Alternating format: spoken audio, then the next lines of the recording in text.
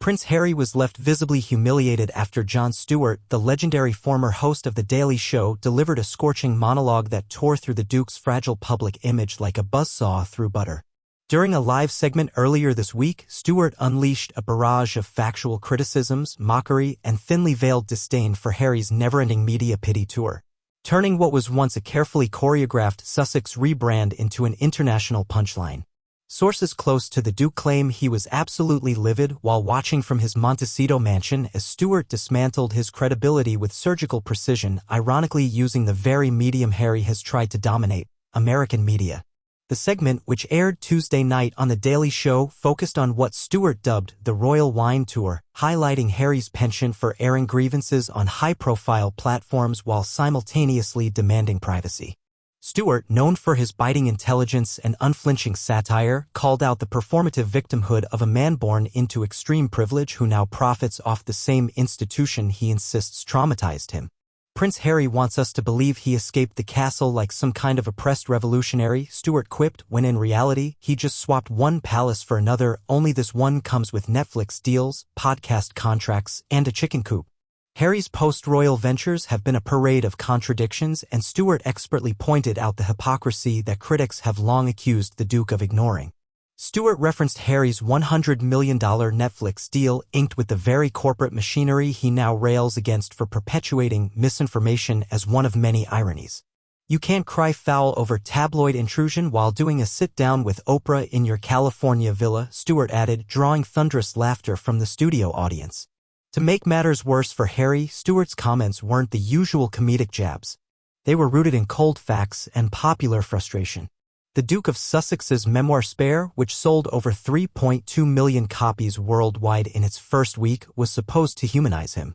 Instead, it revealed a man increasingly seen as emotionally volatile, intellectually shallow, and obsessively self-absorbed.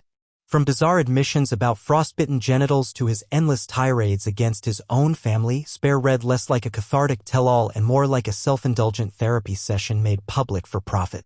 Stewart didn't miss the opportunity to reference that either. This guy wants to lecture us on mental health while weaponizing his own trauma for book sales and streaming views, he said. That's not activism, that's a business model. The public reaction has been swift and damning. Clips from Stewart's monologue have racked up millions of views across social media, with comments overwhelmingly siding with the comedian. Finally, someone said what we've all been thinking, read one top comment. Jon Stewart dismantled Prince Harry in 5 minutes more effectively than the British tabloids did in 5 years.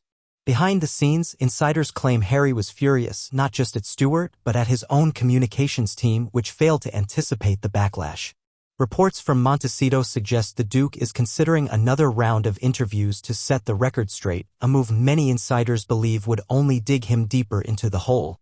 Harry's biggest problem is that he can't stop talking, said one former royal aide. Every time he opens his mouth, he reminds people why they stopped listening. What makes this particular takedown so significant is that it didn't come from a tabloid, a royal correspondent, or a British TV host. It came from Jon Stewart, a liberal, respected voice of American satire and someone whose audience includes the very demographic Harry has tried to endear himself to. Stewart is no conservative bulldog or reactionary firebrand. His critique cut deeper precisely because it came from a place that Harry believed was safe. And therein lies the ultimate humiliation. Prince Harry, who once imagined himself a modern-day Diana, a victim of press hounding and royal rigidity, now finds himself as the punchline of late-night television. He fled Britain hoping to control his narrative, only to lose it entirely in the country he hoped would embrace him.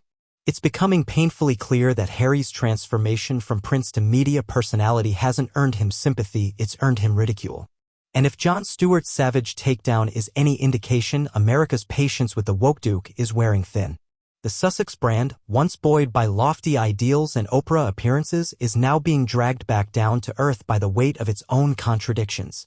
Prince Harry may be seething behind Montecito's walls, but outside, the world is laughing, and perhaps for the first time, it's not behind his back.